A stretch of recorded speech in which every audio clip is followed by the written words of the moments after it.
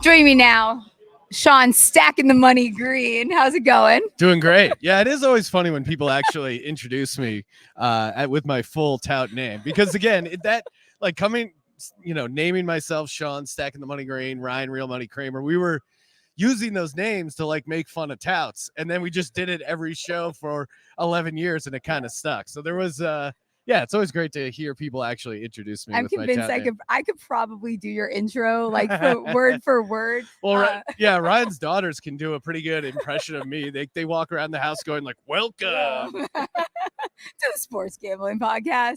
Ryan and I, producer Ryan, we gave myself the nickname Stephie Raw Dog Smalls yesterday. Just because, oh man, the fans gotta love that one. That'll go wild on Twitter later. But just because I don't even have a flight home yet, just kind of just raw dogging life out here, playing it by the ultimate gambler. I like that. That's a power move. Coming out without a return flight home. No, I never do it. No, I don't like. Why would you? I don't like rules. I don't like to be constrained to like one thing. So speaking of ultimate, it's ultimate contest weekend. You guys just signed up. Yep. Got the both sweet contests. Yeah, got the sweet hats. It's a little bit of paperwork there, and ready to go. So last year I think we got a little cute. We went with the Carolina Panthers week 1. That's it was right. like Baker Mayfield at home. Screwed. Revenge game against the Browns. Cade York, 58-yard field goal. Just heartbreaking way to lose Survivor, because what was really annoying was that I had a lot of like money line dogs. Like I was on the Bears. I was on the Steelers. Like we had the Texans on the money line that had a crazy tie. Mm-hmm. So like we were on those teams, but we got cute in the Survivor. This year it's going to be like less cuteness, I think, is the strategy. Okay. Just literally survive. Like, yes, more 100% gut. We did an episode where we walked through each like machination of, like, and picked every game. We'll see if we end up sticking with that.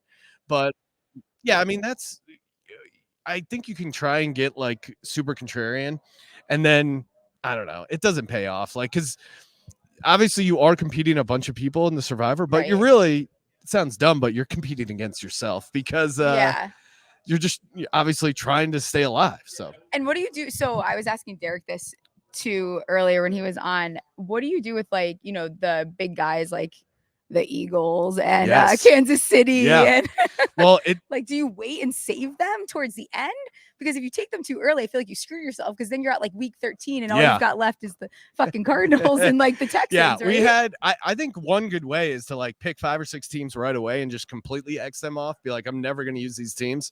Okay. But also like for the good teams, especially with the Circa Survivor, it gets crazy because like Christmas, that 3-day slate of games is its own week. Okay. Thanksgiving, those 3 games are its own week. So you need to like prepare in advance for those. Yeah. Then, huh? So like Eagles, I think we ended up using Eagles versus the Giants on Christmas Day, because Eagles are at home right now. The look headline 7.5. That's where it seemed to make the most sense. But yeah, I mean, Chiefs, you don't want to burn it too early. So yeah, it's a balance.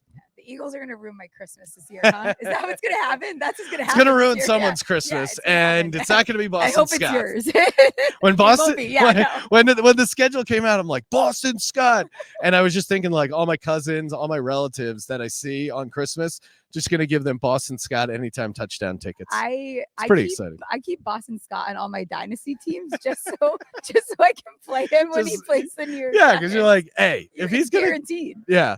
It's funny, like it started out him just like having a couple games coincidentally where Miles Sanders was hurt and he filled in and played okay, but now it seems like it's definitely a thing where like the players go like, hey, we're going to put him in because he's good against the Giants. So it's definitely become a thing for them. I feel like they're tormenting us a little bit. Like I feel like it's a joke. Like in the locker room, it's like, oh yeah, we're definitely mixing up some type of play for Boston Scott. 100% torment these. Yes. I saw someone got married, I think recently, and I saw a bunch of Eagles fans. They're like, oh, congratulations to the Giants' dad. I was like, can we settle down a little bit? It's too much. What do you think about the Eagles this year before I let you get out of here? It's a great question. The only thing that scares me about the Philadelphia Eagles is how damn good we're going to be. The only thing that scares me about the Eagles is build a case against them. You can't. Yeah, and hard. that it sounds it sounds stupid, but the team is going to be really good, and that's the only thing that scares me. Like normally the Eagles do well when they're an underdog, when hungry dogs run faster. So this team coming in with massive expectations, obviously the possible hangover from the Super Bowl, but if there's anyone that can kind of like step up and do okay after a Super Bowl loss, I think it's Jalen Hurts. Losing Javon Hargrave, losing both coordinators. I mean, Shane Steichen, I think, was a really good play caller. Like that stuff is the biggest concerns. But then you get 2 first-round picks on the defensive line. Look out, Danny Dimes.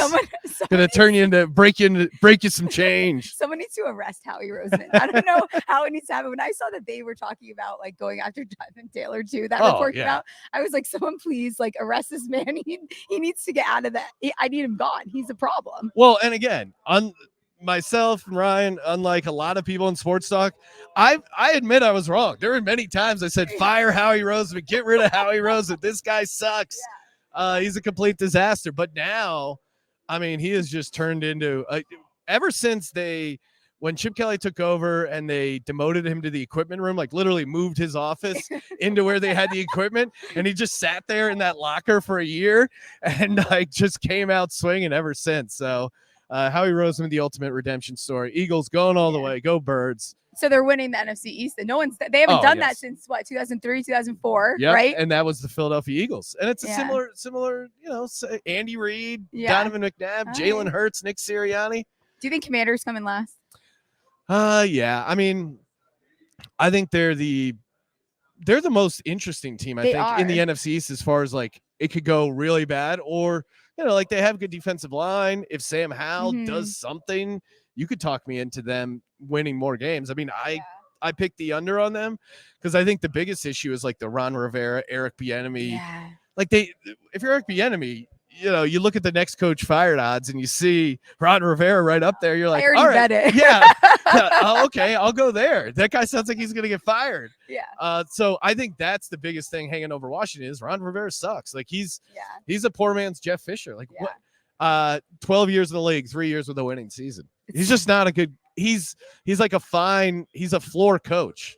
I think the best thing for the Commanders this year is for them to absolutely shit the bed. Yeah. You go and you actually try to get a real fucking quarterback for once. Don't be in quarterback poverty. Get rid of Ron Rivera and just start fresh. It's time. Yes. No, to me, it's like you had a new owner.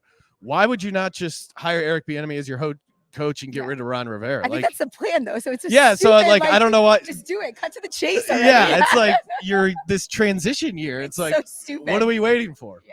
All right. Well, thanks for coming on. If you're not following the Sports Gambling Podcast, you need to be doing that. You're an idiot. Go do that. Thanks so much. Hell yeah. Thanks, Steph.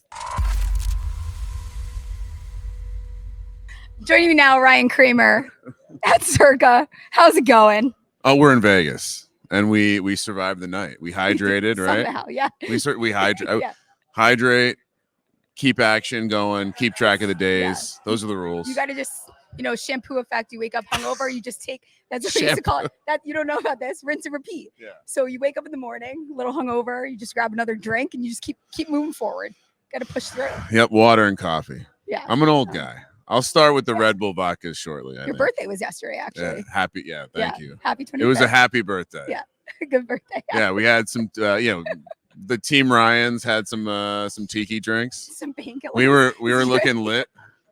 Hey, they were called painkillers, but they tasted so good. I didn't get the metaphor. Yeah, no, I'm sure you felt it a little bit this morning. Oh no, because I drank that whole bottle of water before I went to bed. That's the trick. You gotta hydrate before you go to sleep. Yeah, see, the old people remember to do that. I did not. It's just me telling my kids to drink water. Like I just hear it in my head. I'm like, drink water, drink water. Yeah, not a fan of water. I just already have another high noon. But you joined the Survivor contest, right? Yes. Both of them. What is it? The Millions? I got 3 entries in the Millions. Okay. 2 entries in Survivor. Yeah. Okay. I mean, it's all right. We're up to $3 grand. Listen, when you're in the business, it's an expense. Right. Oh, you're right. So it's a tax. It's just money. We're moving it across the balance sheet. Okay. All right. So you're in. You have 3, 4, 5. Million. Are you in 5? No. Oh, 3 millions and 2 survivors. So 5 total. Okay. So with Survivor, I'm actually splitting a team with Jason Gold this year. What's your strategy? Win. Okay. So last year we Cade sat York. down with one of our sharps and we mapped it all out. Every week we had the answer. And week 1 we had Carolina, got too cute. Cade York bent us over, and we were out. And shout out to Derek, because everyone else who got busted that weekend, he gave a free weekend out at the Circa. So that was shout out. Wanted to make sure we could come out here and blow some more money. So you have no strat. You're just going into it gut. So this year we said, well, saving teams? I legitimately spent 2 hours studying last year for the exam, and I failed it in the worst way possible. So this year, full gut, survive in advance.